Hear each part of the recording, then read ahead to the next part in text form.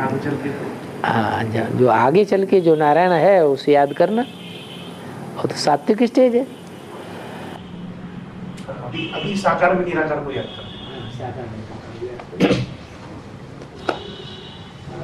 बाबा ने बोला है कि लक्ष्मी तो बाबा के सामने आएंगी नहीं, वाइब्रेशन से ही पूरा से ही खींच के से काम होगा।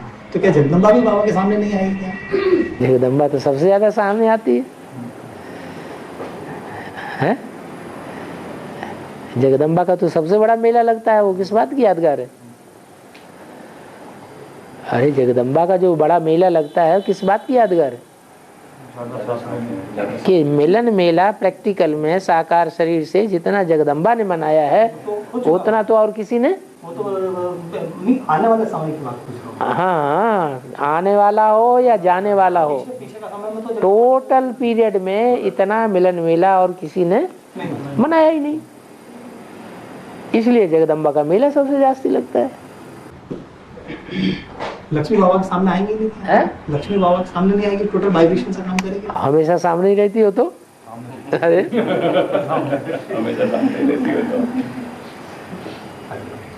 मैंने तो स्थूल को महत्व देते हो इसलिए ऐसे बोल रहे हैं। नहीं क्या अब बोलते जा रहे। चित्र में बताया, चित्र में क्या बताया? लक्ष्मीनारायण एक दूसरे को दृष्टि से नहीं देख रहे, साथ हैं। हाँ तो अच्छी बात है ना। संगम युग में हमने पढ़ाई क्या पढ़ी है? पढ़ाई देह को देखने की पढ़ी है या आत्मा को देखने की पढ़ी है? तो आत्मा को देखने के लिए इन आंखों की जरूरत है? नहीं। इसलिए वो सामने देख रहे हैं एक दूसरे को, एक दूसरे की तरफ नजर नहीं जा रही है। सतयुग में एक दूसरे की तरफ नजर जाएगी तो नीचे गिरने लग पड़ेंगे। ये शरीर जो है ना, ये शरीर का जितना हम इस्तेमाल करते हैं उतना नीचे गिरते हैं। ये शरीर 5 तत्वों का बना हुआ है। 5 तत्व विनाशी हैं।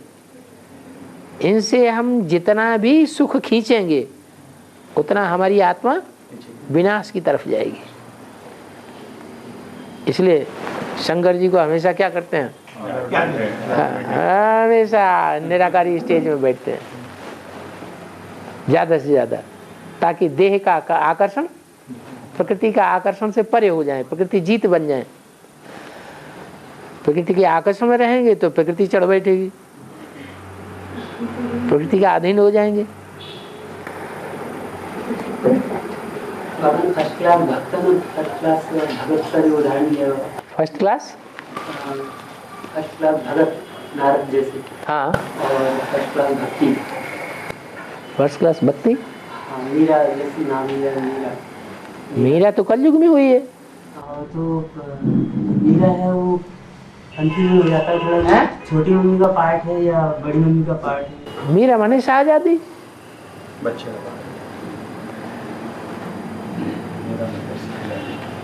विश्व की मालिकिन कौन बनेगी? लक्ष्मी बनेगी। लक्ष्मी बनेगी। लक्ष्मी के ऊपर कोई नहीं होगा, लक्ष्मी के ऊपर कंट्रोल करने वाला कोई नहीं होगा। राजमाता किसकी यादगार है? जिसमें ज्ञान ज्यादा होगा वो कंट्रोल करेगा कि जिसमें ज्ञान कम होगा वो कंट्रोल करेगा? तो जगदम्बा में ज्यादा ज्ञान है या लक्ष्मी में ज्यादा ज्ञान है? जगदम्बा में ज्यादा है। प्योरिटी लक्ष्मी में ज्यादा है। और मीरा का पार्ट जगदम्बा है। बाबा हमेशा बोलते हैं कि तुम बच्चों की बाप के साथ लव मैरिज है। तुम बच्चों की बाप के साथ लव मैरिज है। Love marriage. बाबा दुनिया के अंदर लव मैरिज तो ज्यादा टिकती ही नहीं है। अरेंज मैरिज टिकती, लव मैरिज दुनिया की नहीं टिकती। दुनिया के साथ जो लव मैरिज है वो दुनिया के जो आत्माएं हैं वो विनाशी देह के साथ हैं कि अविनाशी देह के साथ हैं? और शिव बाबा जो है विनाशी देह के साथ है या अविनाशी देह के साथ है? तो अंतर नहीं पड़ेगा।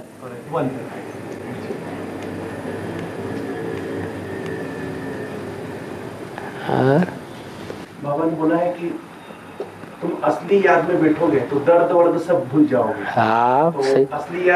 असली याद वही देह से डिटैच हो जाना। दर्द देह को होता है न कि आत्मा को दर्द होता है? अगर आत्मा डिटैच हो जाए देह से तो दर्द तो शरीर के अंदर रह जाएगा। बाबा होता नहीं है ना डिटैच, कैसे करें? तो प्रैक्टिस करने से होगा नहीं। तीखी याद कैसे होगी? तीखी याद ऐसे ही होगी जैसे महबूब कारखाने में जाता है, आंखें खुली रहती हैं और वो दुनिया को देखता हुआ तो जाता तो है, लेकिन याद कुछ भी नहीं रहता उसे। याद रहता है क्या?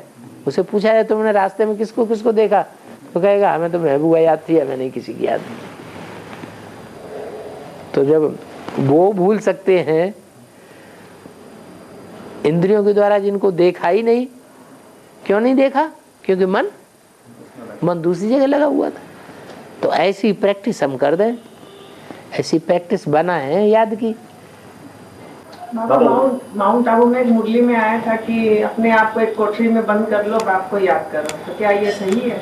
अभी जैसे देह से डिटैच होना है तो अपने आप को एक कमरे में बंद करके स्थूल कोठरी में बंद करने की दरकार है कि मन से एकांत होने की दरकार है? मन से एकांत। एकांत का भी तो अर्थ बताया है। एकांत का मतलब एक के अंत में रहो। ये शरीर क्या है? ये शरीर भी तो कोठरी कमरा है। तो प्रजापिता का शरीर क्या हो गया? वो बंद कर दो, मत निकलो बाहर उससे। जहाँ तक वो कर्मयोग कहा जाता है ना, कर्म करते हुए आपकी याद में रहना रहो ना। तो कभी कभी ऐसा ज्यादा अगर याद में खो जाते हैं तो कर्म को ही भूल जाते हैं।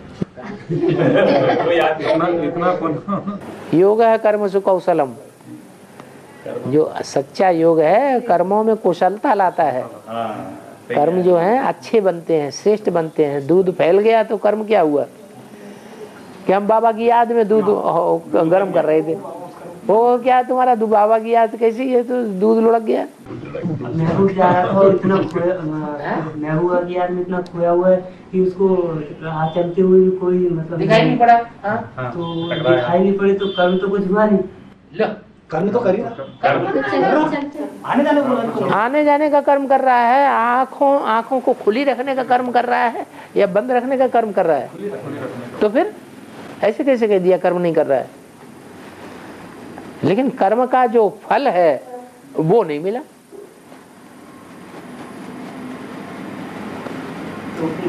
कर्म अकर्म हो गया। ऐसी स्थिति में न पाप कर्म बने न पुण्य कर्म बने। मतलब कोई भी काम ऐसी स्थिति में रहकर संपन्न किया जा सकता है पूरा। थोड़े समय के लिए मन एकाग्र हो जाता है, पावरफुल आदमी। लेकिन काम कर रहे हैं, कोई भी काम कर रहे हैं और लंबे समय तक कोई भी टाइम तो लगता है ना, ज्यादा कोई भी काम संपन्न करने में। करो ना प्रैक्टिस, टाइम लगता है तो प्रैक्टिस करने से ही होगा। हाँ। पहले शनि के मंदिर में ये कि शनि देवता जो वो काले मतलब रहते थे, और अभी भी हाल में जितने भी देवता है सबको इकट्ठे करके एक ही मंदिर में सबको काले कर दिए गए। इसका क्या अर्थ है? हाँ, कलयुग है ना, सब काले हैं। कलयुग में सभी काले हैं, सभी काले। इसे सबको काला कर दिया गया। सतयुग में सब तो काले नहीं, जो आखिरी नारायण है उसमें थोड़ी कमी आती है। भगवान लक्ष्मी जी को कभी तो कमल पे कमल आसन पे दिखाते हैं, और कब लक्ष्मी जी को, और कभी उल्लू पे सवारी करते दिखाते हैं।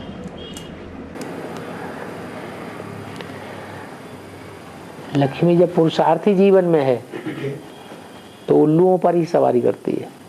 उल्लू का अर्थ बाबा जो बाबा उल्लू का अर्थ यह है जिनकी बुद्धि नीचे की दुनिया में लगी रहती है, धंधे धोरी की दुनिया में, उनके ऊपर सवारी करती है।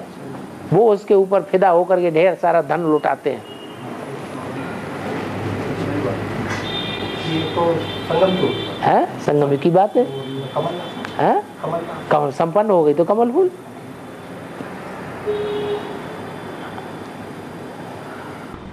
बाबा जो ज्ञान और भक्ति दोनों उठा रहे हैं, बीके वाले और एडवांस वाले, उनको क्या कहेंगे? जो ज्ञान और भक्ति दोनों लेके चल रहे हैं, बीके वाले भी और एडवांस वाले भी, तो उनका रिजल्ट क्या होगा? क्या होगा? शरीर छोड़ना पड़ेगा।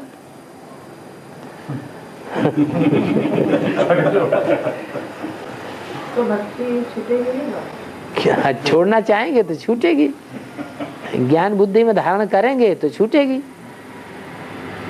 दो नावों में जिसको पाँव रखने की आदत पड़ गई है, कम से कम एक पाँव में तो ज़्यादा दबाव दे दे। दोनों पाँव में बराबर दबाव देंगे, दोनों पाँव नाव में रखेंगे तो टांगे चिरी जाएंगी। और थोड़ा बहुत घर वालों को खुश करने के लिए, दिखावे के लिए करे तो करो ना, शिव बाबा को अंदर से याद करो। हाँ, उनके लिए दिखाने के लिए पूजा करते चलो, बुद्धि ऊपर लगाए रहो। बाबा जिसे वो कारखाने में जाता है तो वो तो देह को याद करता है, वो हमको प्रेमी।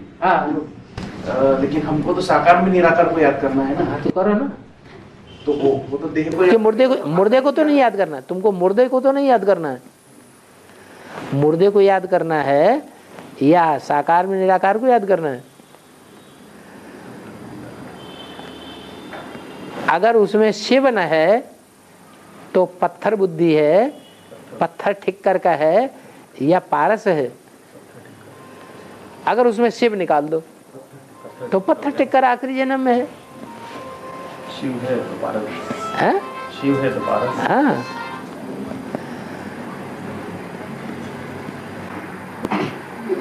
लगातार जब आत्मा को देखने की प्रैक्टिस हो जाएगी तो कहते हैं कि हम अंधेरे में भी चीजों को, वस्तुओं को देख सकते हैं। हाँ, अंधेरे में तो छोड़ो, यहाँ बैठे बैठे लंदन में देख सकते हैं। मैंने अपनी आत्मा, वो अंधेरा तो एक कमरे के अंदर ही अंदर है,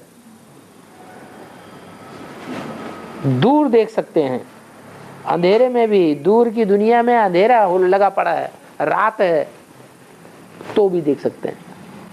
तो आत्मा के अंदर तो सूक्ष्म रोशनी होती है ना, मतलब ज्ञान की रोशनी, और स्थूल रोशनी से देखते हैं हम तो, जैसे स्थूल प्रकाश है तो स्थूल चीजें देख रहे हैं, लेकिन उसके अंदर तो ज्ञान की रोशनी होती है, सूक्ष्म रोशनी। तो सूक्ष्म, ये सूक्ष्म शरीरधारियों को आंखें होती हैं,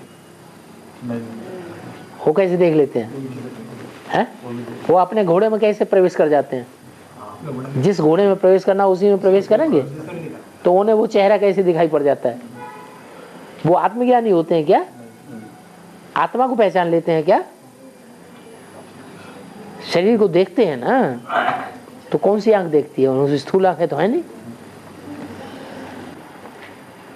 मैंने कहीं ना कहीं इसी प्रकार की जो सूक्ष्म में रोशनी निकलेगी ऐसी, जो हम देख सकेंगे। निकलती नहीं है, सूक्ष्म में देखने में नहीं आती है।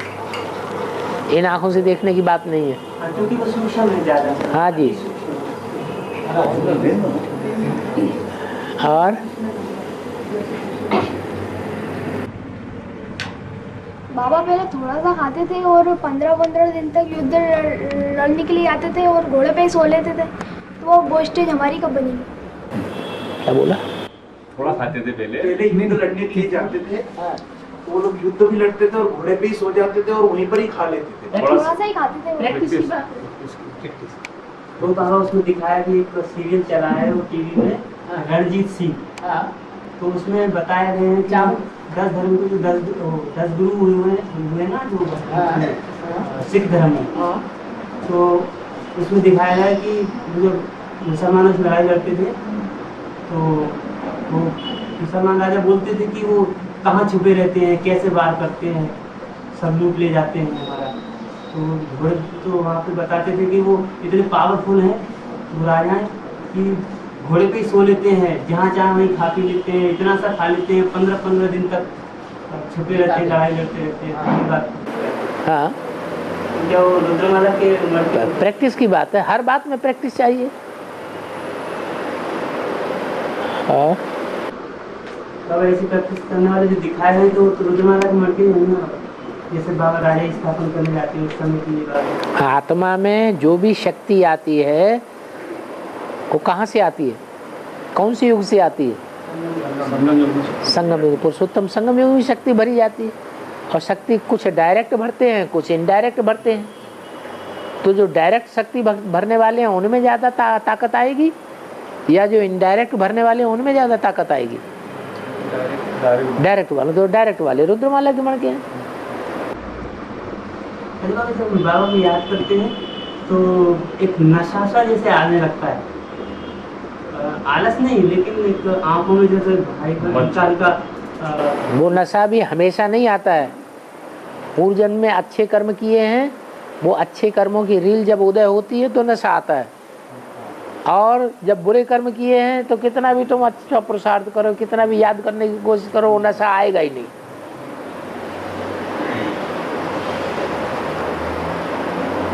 सारा सब कुछ अपने पूर्व जन्मों की किए हुए कर्मों के आधार पर आधारित है। अभी भी जो हम कर्म कर रहे हैं उसके ऊपर आधारित है।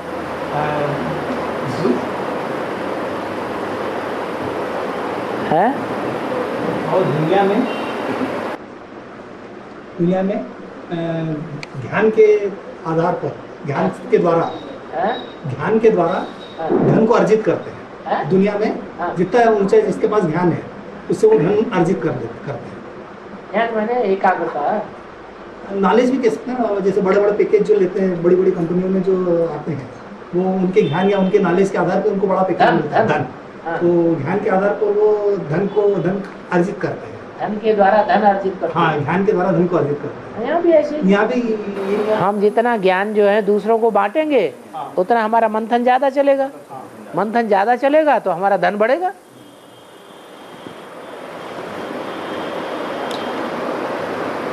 बाबा एक पूना के अंदर कॉलेज है, पूना के अंदर बालाजी कॉलेज है, MBA के पूना में MBA का मतलब बिजनेस मैनेजमेंट का एक बहुत बड़ा कॉलेज है, बालाजी कॉलेज। वहाँ पे बच्चों का जब इस साल एडमिशन हुआ तो उनको सबसे पहले 3 दिन महाभारत दिखाई बाबा। महाभारत दिखाया? हाँ, 3 दिन सलग। उनको कोई काम नहीं कराया, पूरे दिन रात पूरे दिन 3 दिन सलग महाभारत दिखाई। उसका क्या अर्थ है? वो क्या समझते हैं उस बात को? सतत युद्ध करो जिंदगी में। मैनेजमेंट के अंतर्गत महाभारत तो अच्छी बात है ना। मैनेजमेंट में अच्छा मैनेजर कौन होगा? जो लगातार युद्ध करने में तीखा हो। लेकिन बाबा अगर बिना ज्ञान के महाभारत देखेंगे तो बिगड़ जाएंगे। नहीं, उसमें महाभारत ज्ञान होता कहाँ है? भक्ति मार्ग में। महाभारत देखने में आता है। महाभारत देखते हैं, महाभारत जानते हैं, महाभारत पढ़ते हैं, महाभारत सुनाते हैं। ज्ञान है क्या वहाँ? ज्ञान तो नहीं है, लेकिन इतना तो आता है कि सच्चाई के लिए युद्ध करना चाहिए। हाँ, इतना तो बुद्धि में बैठता है। तो मैनेजमेंट भी सिखाता है, मैनेजमेंट भी उससे सिखा जाता है। मैनेजमेंट भी इसी बात है, यही बात है। मैनेजमेंट जो है उसमें वही मैनेजर अच्छा होगा। है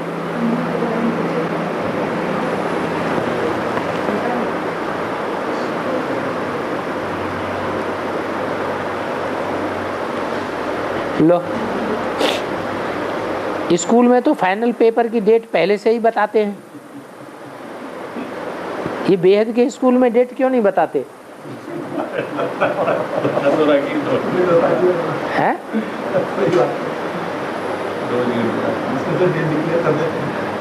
बता दी सबकी डेट एक है या सबकी डेट अलग अलग है?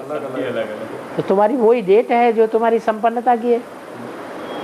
अपनी संपन्नता की डेट फिक्स कर दो, वही डेट फिक्स हो जाएगी।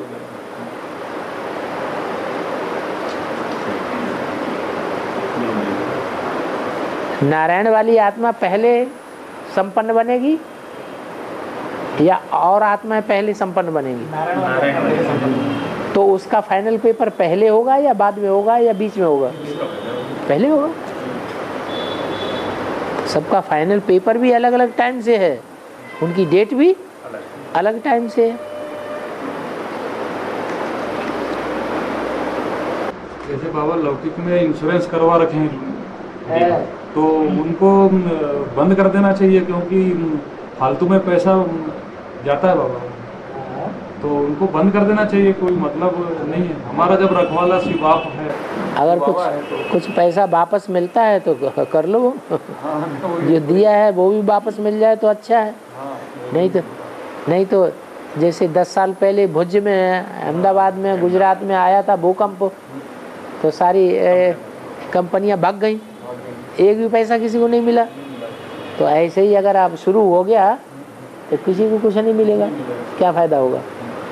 20-20 साल का इंश्योरेंस करके रखा हुआ है पैसा, इससे जो कुछ मिलता है सो ले लो। थोड़े टाइम के लिए करवा सकते हैं क्या? नहीं इंश्योरेंस नहीं 6 महीने के लिए 6 महीने साल भर साल भर, और साल भर के अंदर भूकंप आ गया तो फायदा कुछ नहीं। बाबा एक व्यापी कहाँ है से जो कनेक्टेड जो भी मुरलियों में जो इशारे दिए बाबा ने जो बातें बताई है, तो जब कोर्स कराते हैं मैंने जो संदेश देते हैं किसी के बारे में, तो जब समझाना है बाबा तो एक तो प्रजापिता वाली आत्मा जो यज्ञ की आदि में थी उसके ऊपर से बहुत सारे दिए हुए पॉइंट। अरे बात अभी की हो रही है, पास्ट की थोड़ी ही बात हो रही है। डायरेक्टली अभी के रथ के बारे में जो बताने, आदि का रथ तो गया, उड़ गया। प्रेजेंट रथ के बारे में बताना, ये भी तो बताना पड़ेगा कि वो बच्चे आदि में भी थे। हाँ ठीक है, थे तो उसका प्रूफ क्या है कि यही थे, इसलिए उनको वो भी बताना पड़ेगा। फिर ये वो बताओगे तो उसका प्रूफ क्या है कि यही थे। जैसे प्रूफ देती है कि जब ज्ञान में से जो बच्चे चले जाते हैं तो दूसरा जन्म लेते वो प्रूफ बताओ, कोई 20 कोई 25 वर्ष के हो गए होंगे तो ये प्रूफ हो गया कि मुरली में ये बात बोली है। कोई 20 साल के हो गए होंगे, कोई 25 साल के हो गए होंगे। ये 66-67 की मुरली है क्या? 67 में कोई 25 साल के हो गए, कोई 20 साल के हो गए। तो जो 20 साल के हो गए वो लक्ष्मी का पार्ट है, जो 25 साल के हो गए वो नारायण का पार्ट है। तो सन आ जाता है कि इनकी डेट ऑफ बर्थ क्या है।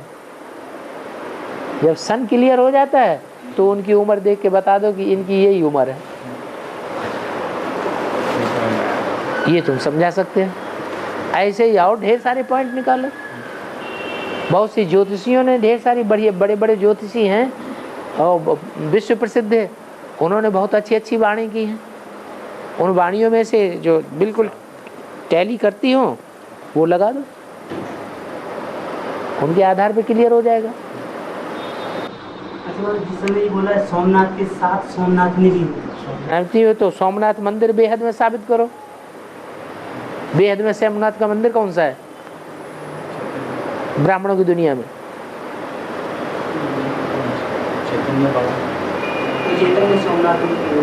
अरे सोमनाथ का मंदिर कौन सा है बेहद की दुनिया में जो राजा विक्रमादित्य ने अपना धन संपत्ति लगा के बनाया था? हैं? अहमदाबाद। वो अहमदाबाद का पॉलिटी सेंटर है, उसमें उस समय कौन निकले? वहां से निकले हुए होने चाहिए। सोमनाथ भी होना चाहिए और सोमनाथनी भी होना चाहिए।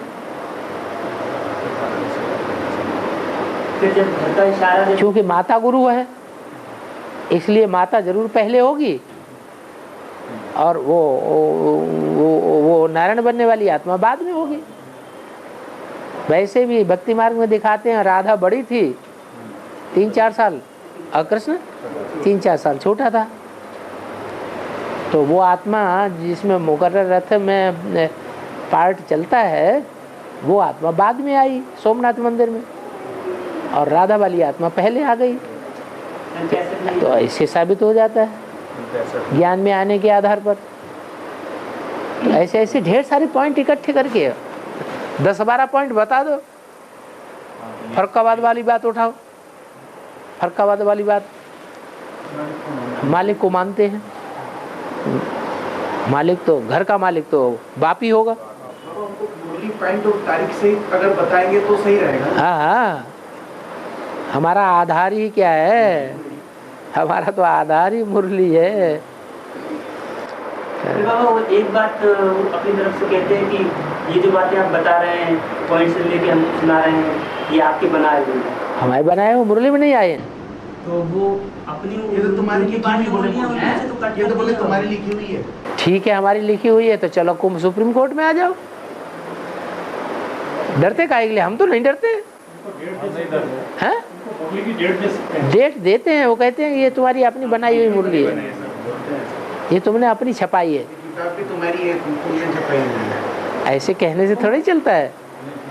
अच्छा, उनसे निकलवाते हैं वो मुरली उसी डेट की। उनके पास कहते हैं हमारे यहाँ ही नहीं, वो जो मुरली आप पढ़े खत्म हो गई।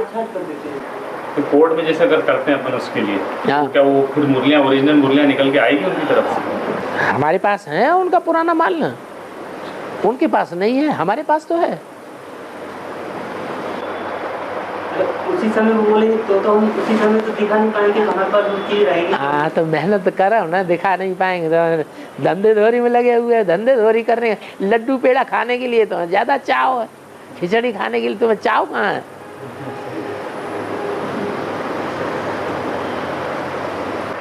लास्ट में फिर उसी पे बात है, लास्ट में यही बात आ जाती है कि तो प्रूफ निकालने के लिए मेहनत चाहिए ना। पुरानी मुरलियाँ इकट्ठी करो, बाबा की पुराने जो बोले हुए टैप हैं वो इकट्ठे करो, उन टैप को पढ़ करके फिर उनको वो मुरलियाँ सेट करो, पॉइंट सेट करो, तभी तो बात होगी पक्की। कोई मेहनत ही नहीं करना चाहता। लेकिन बाबा जब हमारा केस सुप्रीम कोर्ट के अंदर चलेगा तब ये लोग कुछ करेंगे तो नहीं, मतलब कि जब केस चल रहा है दोनों केस चलेगा तो ये अपनी गुंडागर्दी करेंगे और क्या करेंगे, बाहुबल दिखाएंगे। उन्हें बता सकते हैं कि ये लोग ऐसा कर रहे हैं हमारे साथ, ऐसा कर रहे हैं तो तुम वो पकड़ पाओगे तभी ना, है?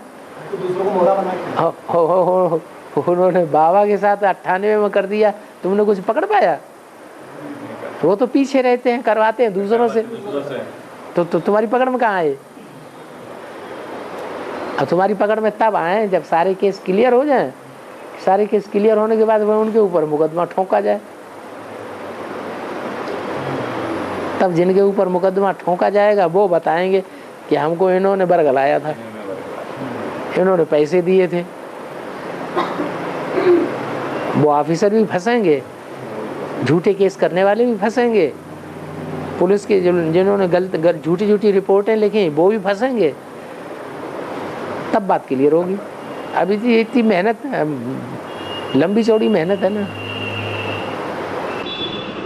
अच्छा, जो अपने एडवांस में जो मुरलियों के सेट छपे हुए हैं, खंडे 1 खंड 2, मोटी मोटी मुरलियाँ, तो बाबा ने जो मुरलियाँ पढ़ी हैं अंडरलाइन भी होंगे, वो वही मुरलियों के सेट हैं। तो उसमें से हम बहुत सारी मुरलियाँ दी हुई, उसमें से भी अंतर देख सकते हैं। अंतर का दिखाना कि उन्होंने ये चेंज किया हुआ। हाँ, वो अगर मुरली लेके आएंगे तो हम बता सकते हैं कि आप लोगों ने चेंज तो किया। उन मुरलियों को दिखा सकते हैं। तुम्हारी किताबें छपी हुई हैं, जो मुरली का पेज है वो ज्यों का त्यों किताब में छाप दिया गया है। जो लाइन ऊपर है वो किताब में ऊपर है, जो लाइन नीचे है वो किताब में नीचे है। उसमें प्रिंट जो है थोड़ा बड़ा बड़ा है पुरानी मुरली में, और जो किताब में छापा गया है वो फोटो प्रिंट लेकर के उसे छोटा करके छापा गया है। हाँ, लेकिन स्पष्ट है पढ़ने में। हाँ जी, तो वो अभी उसको कहते हैं ये तुम्हारा छपाया हुआ है। हम साबित करते हैं हमारा छपाया हुआ नहीं, हमने फोटो प्रिंट लिया है उसमें से, पुरानी मुरलियों में से। वो भी नहीं मानते वो अभी उनके न मानने से क्या होगा, उनके न मानने से थोड़ी दुनिया चलती है। क्योंकि लास्ट में बात यही अटकती है, वो यही बस बोलते हैं। इसके जब हम बाकी और सारे प्रूफ अब कितने ही दे दें उनको, लास्ट में वो यही कहते हैं कि ये सब तुम्हारा है, और उन्होंने काट छाट कर दी। उनको एक ही जवाब देना, जो जिस धर्म का होगा वो उसी की बात मानेगा। कुमारका दादी के धर्म का होगा तो वो कुमारका दादी की ही बात मानेगा। भगवान और ब्रह्मा भी उतर आए, वो उनकी बात को भी नकार देगा, क्योंकि वो कुमारका को से फॉलो करना है। जो क्राइस्ट के फॉलोअर होंगे वो कभी भी तुम्हारा ज्ञान नहीं सुनेंगे।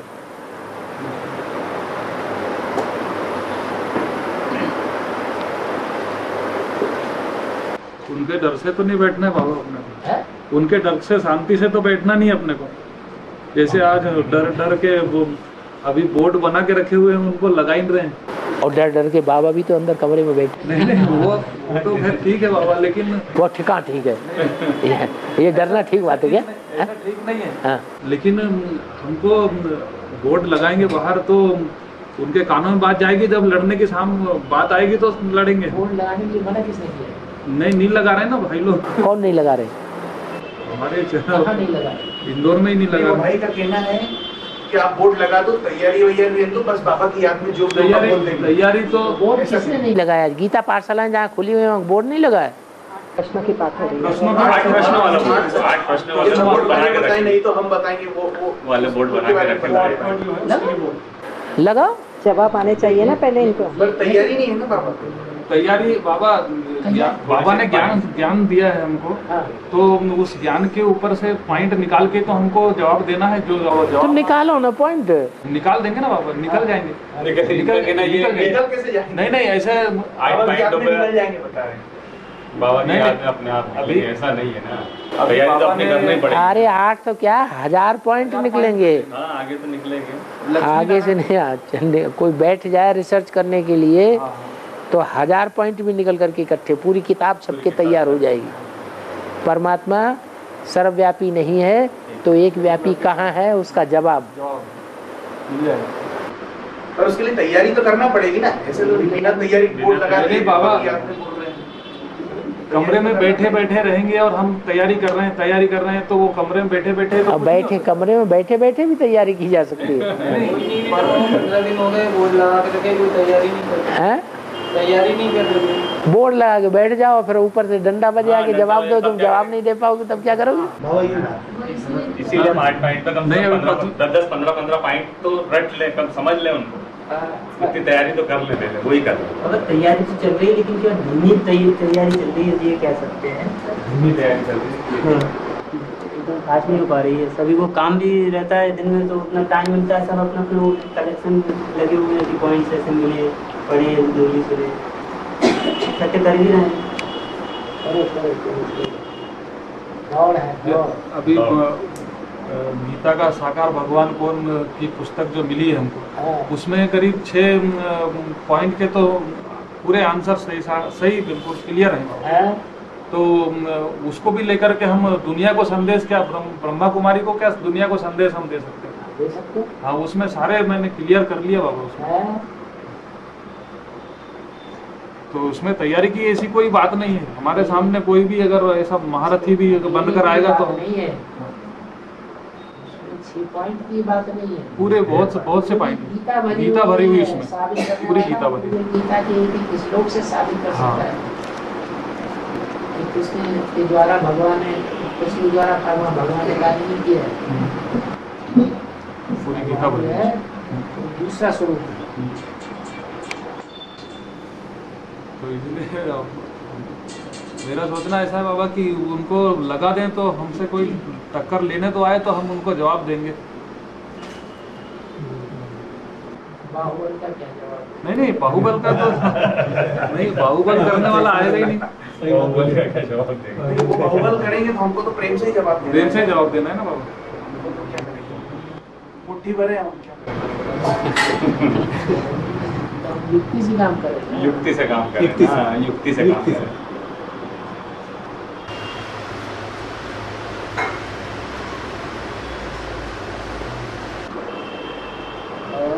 माँ बच्चों को भी पोता मिल देना है क्या? छोटे बच्चों को भी पोता मिल देना है। तो जो करते हो तो दे दो पोता मिल। छोटे बच्चे क्रोध नहीं करते हैं क्या? करते हैं ना पापा। हाँ तो दे दो पोता मिल।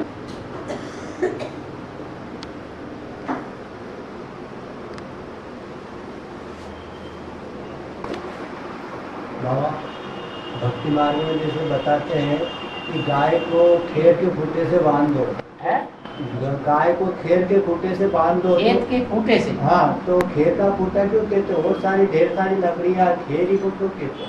खेर के खूंटे से बांध दो, भाई का कहना है। खेर के खूंटे से बांध दो तो खेर की लकड़ी का क्यों बोलते हैं? बबूल की लकड़ी से क्यों नहीं बोलते हैं? आम की लकड़ी से क्यों नहीं बोलते हैं? क्यों बोल रहे हैं? बोला आम की, नीम की, दूसरी बहुत सारी लकड़ी, उसके बारे में उससे बांधने का क्यों नहीं बोलते हैं? खैर की लकड़ी मजबूत होगी ना। खैर माने कत्था। कत्था, हाँ खेर उस लकड़ी से कत्था बनता है ना, हाँ वो लकड़ी। काले की भी मजबूत रहती है, कालिया शीशम, ये भी, मगर खेर के बारे में क्यों बता रहे हैं?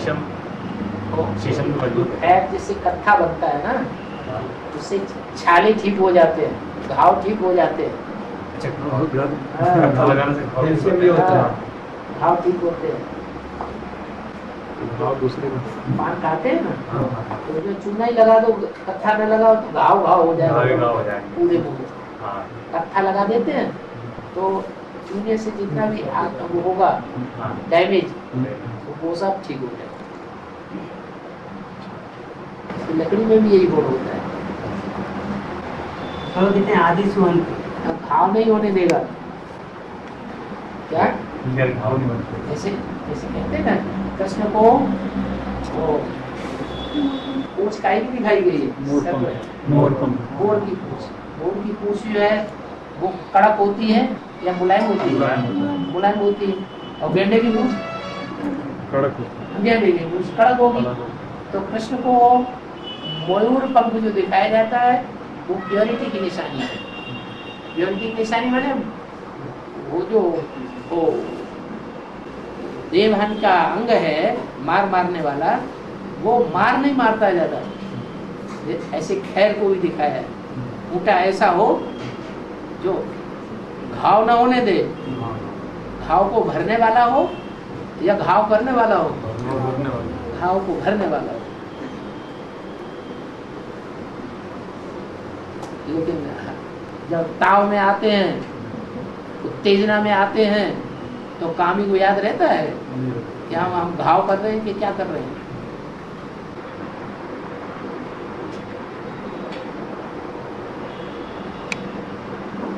बाबा वो शीशम की लकड़ी का मुसल बनाते हैं, तो शीशम की लकड़ी भी शीशम क्या और लकड़ियां भी हैं। शीशम की लकड़ी है, मैदान में ज्यादा अवेलेबल होती है। ठीक है, ठीक भी मजबूत है। ये इसका बबूल की लकड़ी है, ये भी मजबूत है। शीशम जो है वो ज्यादा पावरफुल, ज्यादा घिसने वाली कम है। जैसे कहते हैं ब्रह्मा बाबा गुणग्राही थे, वो दूसरों के गुणों को ही देखते थे, अवगुण नहीं देखते थे। तो हम बच्चों को ब्रह्मा को फॉलो करना है तो क्या दूसरों के गुण ही देखना, अवगुण नहीं देखना है?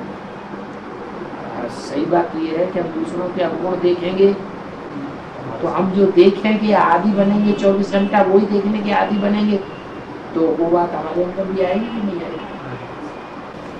दूसरा जो करता है वो पाएगा, हम जो करेंगे वो हम पाएंगे। आँख बंद करेंगे तो अलबेला बन ही रहेगा। और दूसरे के अगर मान लो कोई बुराई है और हम उसको नजरअंदाज करेंगे, बुराई नहीं है, है ना, तो पहले अपन ही देखे ना।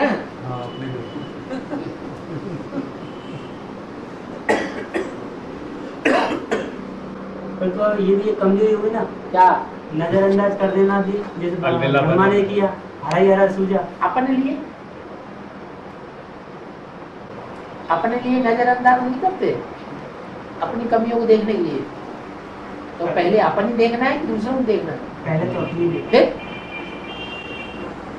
फिर साथ में ज्ञान तो रखना है ना, कि क्या अच्छा है क्या बुरा है, क्या ज्ञान रखना, कौन अच्छा है कौन खराब है।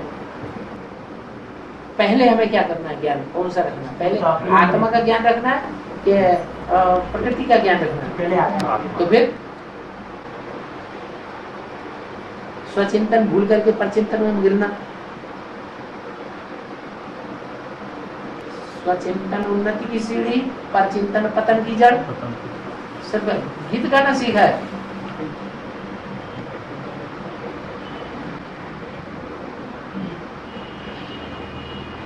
बाबा जी संगम युग पे हम लोग अपने पुराने हिसाब किताब चुकतू कर रहे हैं या नए हिसाब किताब की शूटिंग कर रहे हैं? दोनों बातें कैसे मालूम पड़ेगा बाबा? पुराने हिसाब किताब जो चुकतू होते हैं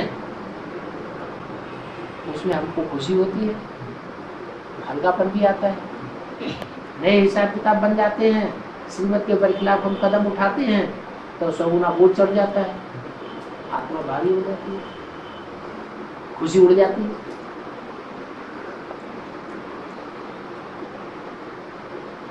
खुशी बढ़ना माना हल्के हो रहे हैं, खुशी उड़ जाना माना भारी हो, पाप कर्म बढ़ रहे हैं। मूंझना बाबा, मूंझे तो क्या समझे? मुझे मूंझना, मूंझ आती रहे तो मूंझ आती तो वही बात है ना, मूंझ आ रही है इसका मतलब ज्ञान की कमी है ना, ज्ञान का सोल्यूशन नहीं निकाल पा रहे हैं। ज्ञान की कमी है माने ज्ञान दाता है उससे संपर्क नहीं है ना, उतना संबंध नहीं जुटा हुआ है जो हम अपनी कमी को दूर कर दें। भगवान आया है तो भी मुझे बने थे, मुझते रहे।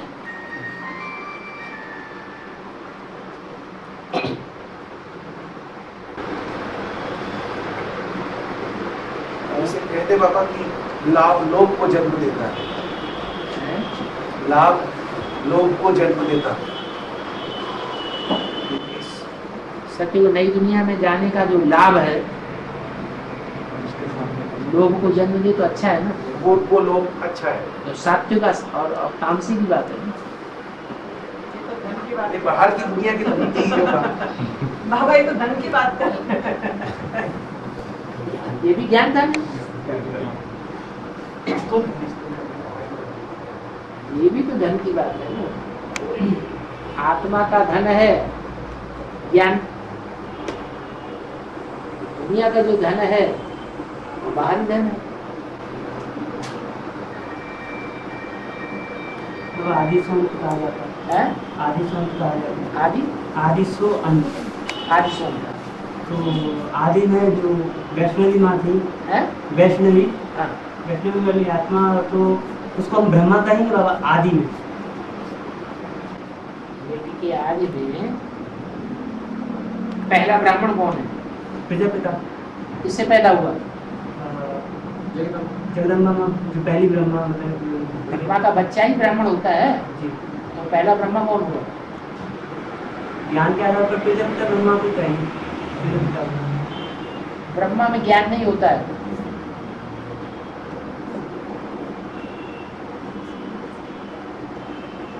ब्रह्मा से ज्यादा ज्ञान तो सरस्वती में होता है।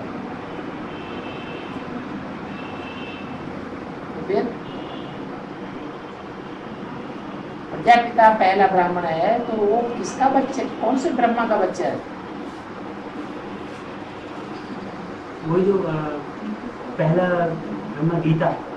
बस। तो फिर जो वैष्णवी है, हाँ, वो तो ब्रह्मा नहीं कहेंगे, वो ज्ञान के आधार पर है। ब्रह्मा भी एक है या तरह तरह के हैं? जैसे अभी क्योंकि मुरली में तो ये डिफिनेशन दी है कि जिस तन में प्रवेश करूंगे उसका नाम ब्रह्मा रखना पड़ेगा। अब वैष्णवी में तो वैष्णव देवी में प्रैक्टिकल में प्रवेश नहीं कर जाता, उसकी रग रग में ज्ञान समाया हुआ नहीं है।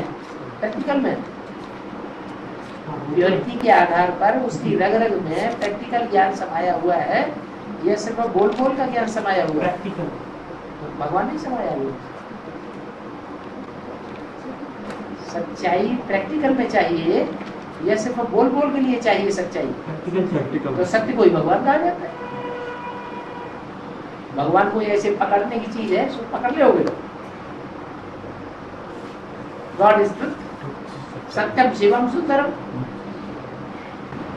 तो इस परिभाषा के अलावा कोई ऐसा इशारा नहीं मिलता कि ब्रह्मा का नाम तो तभी पड़ता है प्रवेशता के आधार पर? तो प्रवेश हो गया ना सच्चाई के आधार पर।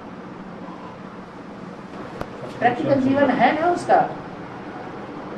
विष्णु है प्रैक्टिकल, ब्रह्मा है बोल बोल करने वाला, शंकर है मंथन करने वाला। तो बाबा इसलिए कि पवित्र कन्या है, पवित्र तन है, तो उसमें बाबा जैसे कहते हैं मैं प्रवेश नहीं करता हूँ। प्रवेश नहीं करता हूँ, लेकिन पवित्र के अंदर माल समा जाता है ज्यादा कि नहीं समा जाता है? जो प्योरिटी है वो ज्ञान को ज्यादा खींचती है प्रैक्टिकल जीवन में, कि प्योर जो है वो ज्ञान को ज्यादा खींचता है प्रैक्टिकल जीवन में। प्योरिटी ज्यादा खींचती है। उसमें कन्या में प्योरिटी होती है तो कन्या ज्ञान को ज्यादा खींच लेती है। कन्या माताएं क्यों चल रही है ज्ञान में ज्यादा? कारण क्या है? इंदौर छोड़ो, इंदौर लगाए रहते एक जन्म की बात। जन्म जन्मांतर इंदौर में पैदा होते रहे क्या? और साकार में निराकार को याद नहीं करोगे तो कैरेक्टर से बिगड़ेंगे। तो फिर बाबा ने कहा है कि बड़े रूप को याद कर, बड़े रूप को याद करोगे तो भी फायदा है, क्योंकि बड़ा रूप जो है उसका आखिरी अंजाम क्या है? बड़ा रूप जो है उसका भी आखिरी अंजाम क्या है? क्या है? अच्छा अंजाम है या बुरा अंजाम है? अच्छा अंजाम। तो हमारा भी अच्छा है, ये अच्छा हो।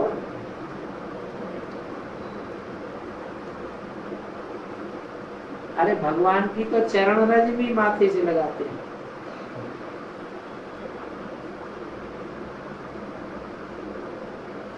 ऐसे नहीं कोई करता है माथे में से अंगुली लगा के फिर माथे पे लगा ले।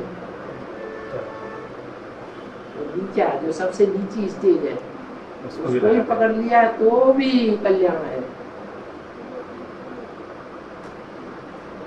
लेकिन सर्वोत्तम याद तो साकार में नाकार तो याद करना ही है ना। ठीक है, अगर मान लो कोई बूढ़ी माता है 10-12 बच्चे पैदा कर लिए, सारी ताकत तो बुद्धि की निकल गई उधर, अब क्या करें? उनके लिए वो याद ठीक है, लेकिन जो समझदार है उनके लिए वो याद ठीक है। माने वो बांधेली माताएं जो हैं और बूढ़ी माताएं जो हैं जिनको घर से बाहर ही नहीं, एक 80 साल की माता है कनाडा में, उसका पति अभी 80 साल अभी भी बंद कर रहा, बाहर निकल नहीं देता, कहीं जाने नहीं देता, अभी तक भर्ती नहीं कर पाई, सालों से चल रही है एडवांस में।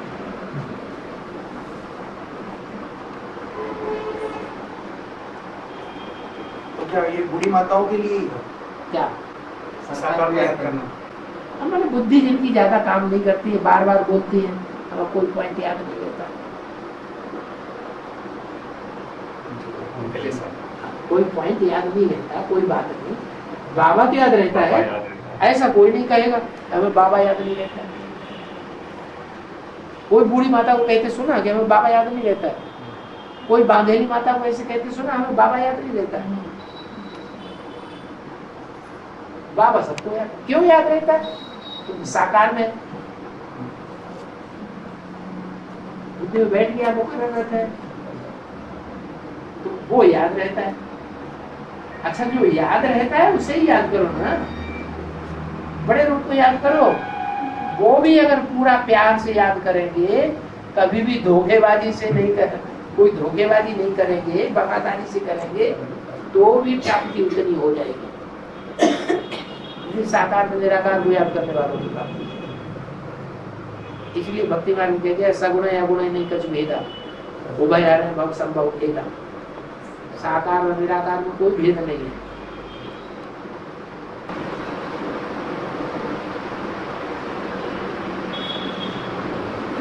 उद्धव और गोपियों का प्रसंग भी है, उद्धव और गोपियों का प्रसंग हाँ ये बहुत प्रचलित है। उद्धव जी का वो ज्ञानी थे, राधा को दिखाया है कि वो याद में टिकी थी, प्रेम करती थी, साकार को याद करती, साकार को याद करती थी। तो साकार और निराकार का उनका जो टकराव हुआ है वहाँ पर, उनको मनाने के लिए गए थे उद्धव जी। कृष्ण जी ने भेजे थे कि जाओ आप ही चले जाओ, उनको समझा दो, समझ नहीं रही है। वहाँ पे कृष्ण ने बुद्धू बनाया ना, बुद्धव को क्या कन्वर्ट करो जाके, तो कन्वर्ट किया है या कन्वर्ट होकर के आ गए? तो फिर मतलब जीत साकार को याद करनी थी। जो साकार को याद करते थे उनकी जीत थी। प्रेम जीत गया, प्रेम जीत गया ना, वो साकार से प्रेम जीत गया। टाइम ज्यादा लग जाता है, साकार से प्रेम टाइम ज्यादा लग जाएगा तो नंबर पीछे रह जाएगा ना। साकार को याद करने से बुद्धि सूक्ष्म थोड़ी बनेगी ना। लक्ष्मी का 2 नंबर हो जाता है कि 1 नंबर हो जाता है, तो पीछे रह गए या आगे बढ़ गए? तो जो गुरु ही ऐसा है, फिर गुरु को जो फॉलो करेंगे, लक्ष्मी को फॉलो अगर उद्धव जी ने किया तो आगे बढ़ेंगे या पीछे ही हटेंगे? निराकार को याद करने वाले आगे जा सकते हैं, तीव्रगामी हो गए। साकार में निराकार को याद करने वाले। हाँ, वो जो यादगार बनी हुई वो हारने की बन गई उद्धव जी की, तो वो तो हार गए उस समय पे, वो हार गए ना वहाँ। तो कौन? राधा जी जीत गए, बोले कि प्रेम आगे है ज्ञान पीछे, ये दिखाया। तो क्या प्रेम से याद करो ना, मतलब ये है तुम्हारा प्रेम अगर निराकार बिंदी में भी जुटा हुआ है, वो पता नहीं है ये 8 पॉइंट कब आए थे। 8 पॉइंट आए थे तब जिस रात में मोबाइल में सारे गीत ही भरवा दिए थे। वो गीत रात भर याद करते रहे। जब से ज्ञान में आना हुआ तब से कुमार गदा ने पूछा कौन किस संबंध से शिव बाबा को याद करता है, तो उस समय तो बेसिक में सब बिंदी को ही याद करते थे। तो हमने कह दिया हम तो पति सजनी के रूप में याद करते हैं, तो सब लोग हंसने लगे। लेकिन हमने अपनी सच्चाई बताई। तो वो 8 पॉइंट निकले ही तब है जिस रात सारा रात गीत ही सुनते रहे, अब बाबा को याद करते रहे। तेरी बुद्धि में बाबा कहने से बिंदी ही याद आवेगी। सवेरे को 8 पॉइंट आ गए। पहले ही तो प्यार पैदा हुआ तभी तो आ गए। नहीं समझ में आया? आगे क्या आया? जो तेरी बुद्धि में बाबा कहने से बिंदी याद आ गई। हाँ, तो उससे लगन और प्यार पैदा तो बाबा के रूप में थोड़ा याद किया, बिंदी के रूप में याद किया। बिंदी के रूप में याद किया, लेकिन बिंदी को भी किस संबंध से याद किया? सजनी के रूप में। सजनी के रूप में याद किया। तो सजनी के रूप में याद किया तो सबसे ज्यादा प्यार कौन से संबंध में पैदा होता है? कौन सा संबंध ऐसा है सबसे ज्यादा प्यार पैदा करता है? साधन सजनी का संबंध सबसे ज्यादा प्यार करता है, तो प्यार पैदा करता है। तो प्रेम जो है वो बड़ी चीज है।